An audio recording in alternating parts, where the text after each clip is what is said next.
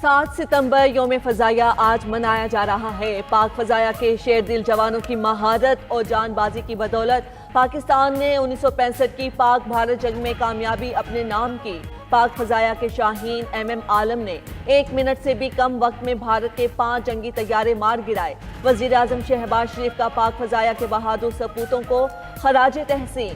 یوم فضائیہ پر پیغام میں کہا کہ پاک فضائیہ پیشہ ورانہ مہارت میں دنیا کی کسی بھی فضائیہ سے کم نہیں۔ آج کا دن پاکستان ایئر فورس کے اہلکاروں کی بہادری اور قربانیوں کی یاد دلاتا ہے۔ پاک فضائیہ نے مارکہ حق بنیان المرصوص میں دشمن کو چاروں شانے چت کر کے دنیا کو حیرت زدہ کیا۔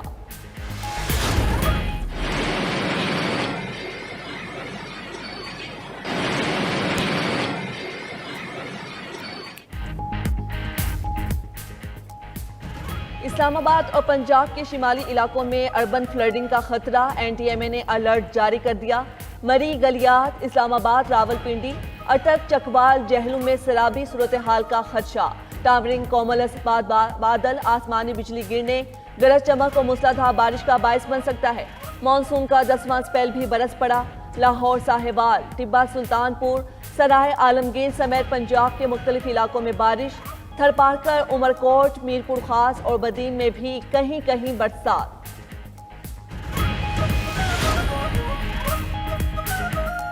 گڈو بیراج پر آج 7 لاکھ کیوسک کے سیلابی ریلے کا خدشہ۔ سندھ کے کچرے کے علاقوں میں سیلاب کا خطرہ۔ ستلج، چناب اور راوی میں طغیانی برقرار۔ موزوں ریلوں نے مزید کئی بستیاں اجاڑ دیں۔ لاکھوں ایکڑ رقبے پر فصلیں تباہ۔ قصور، گجرات، سیالکوٹ، جھنگ میں ہر طرف تباہی کے مناظر۔ دوسری طرف جلال پور پیروالا میں چناب کے سیلاب کے متاثرین کو ریسکیو کرتے کشتی الٹ گئی۔ خاتون اور 4 بچے ڈوب کر جاں بحق ہو گئے۔ این ڈی ایم اے کی رپورٹ کے مطابق ملک میں حالیہ بارش و سیلاب اور لینڈ سلائڈنگ سے حادثات میں اموات کی تعداد 907 ہو گئی۔ 1044 افراد زخمی۔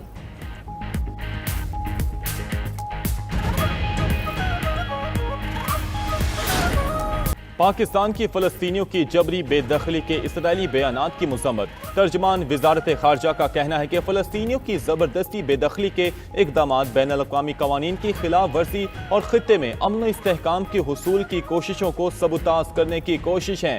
عالمی برادری اسرائیل کو جواب دہ ٹھہرائے۔ مشیر فلسطینی صدر محمود العباس نے پریس کانفرنس کرتے ہوئے کہا، پاکستان اور فلسطین کے تعلقات مزید مضبوط ہو رہے ہیں۔ غزہ میں گھر، سکولز، اسپتال تباہ ہو گئے، ہزاروں فلسطینی شہید اور لاکھوں زخمی ہیں۔ مسجد اقصی مسلمانوں کا قبلہ اول ہے، تمام مسلمانوں سے امداد کی اپیل کرتے ہیں۔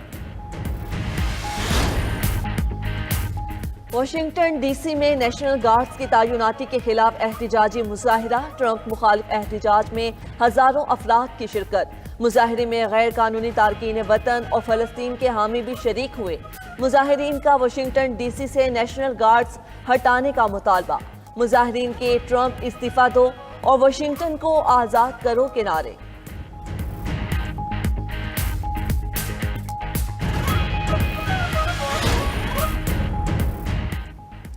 بحیرہ احمر میں زیر سمندر فائبر کیبلز کٹنے کے باعث انٹرنیٹ سروس متاثر۔ مائیکروسافٹ کے مطابق کلاؤڈ کمپیوٹنگ صارفین کو سروس میں تاخیر کا سامنا ہو سکتا ہے۔ مشرقی وسطی کے راستوں سے گزرنے والی انٹرنیٹ ٹریفک متاثر ہوئی۔ نیٹ ورک کو متبادل راستوں سے گزارا جا رہا ہے۔ صارفین کو انٹرنیٹ کی رفتار میں کمی محسوس ہو سکتی ہے۔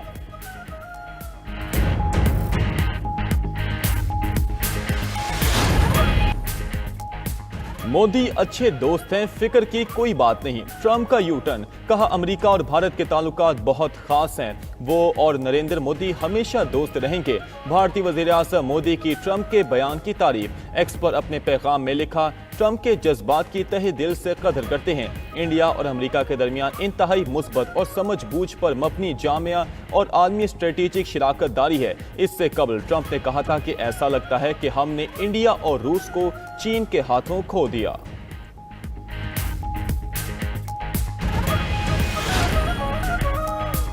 روس کا یوکرین میں متعدد اہداف کو نشانہ بنانے اور 4 قصبوں پر کنٹرول کا دعویٰ۔ روسی وزارت دفاع کے مطابق فوجی صنعتوں اور فضائی اڈوں پر بھاری ہتھیاروں سے حملے کیے گئے۔ یوکرینی فوج کا روسی ہتھیاروں، فوجی ساز و سامان اور ریڈار اسٹیشنز کو نشانہ بنانے کا دعویٰ۔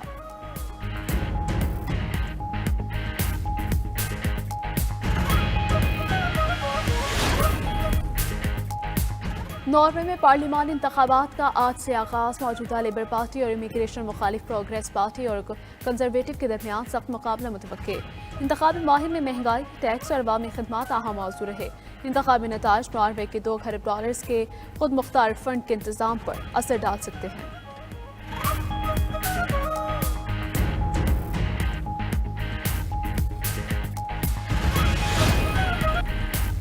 ओपेक प्लस के 8 ममालिक का आज ऑनलाइन इजलास होगा। इजलास में तेल की पैदावार में इजाफे और बरामदी कोटे पर गौर किया जाएगा। इराकी वज़ीर आज़म का कहना है कि तेल पैदा करने वाले ममालिक के इराक के बरामदी कोटे पर दोबारा गौर करें। इराक को पैदावारी सलाहियत के मुताबिक पैदावार की इजाज़त दी जाए। खबर एजेंसी के मुताबिक इराक इस वक्त तयशुदा कोटे से ज़्यादा तेल पैदा कर रहा है।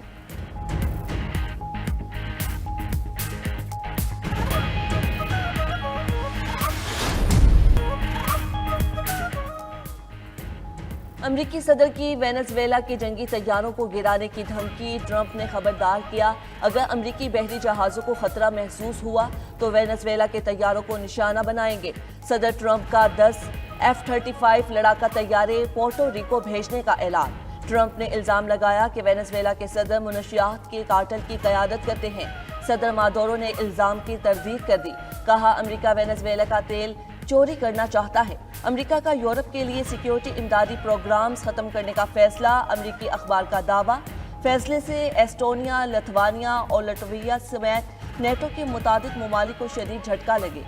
फैसले से यूरोप के मशरकी हिस्से को रूसी हमले के मुमकिन खतरे के खिलाफ मजबूत करने की कोशिशें मुतासिर होने का खदशा।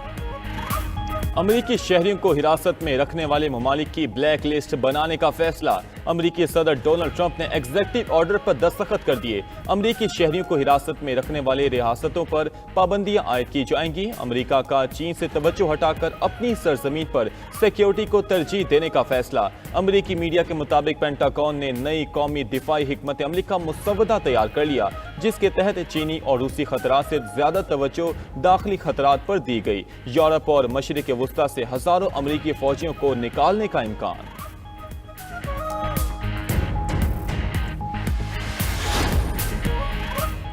पाकिस्तान की तारीख में पहली बार सुर्ख चांद का नज़ारा आज किया जा सकेगा। मुकम्मल चांद ग्रहण का आगाज़ आज रात 8:28 और इख्तिताम 8 सितंबर की सुबह 1:55 पर होगा।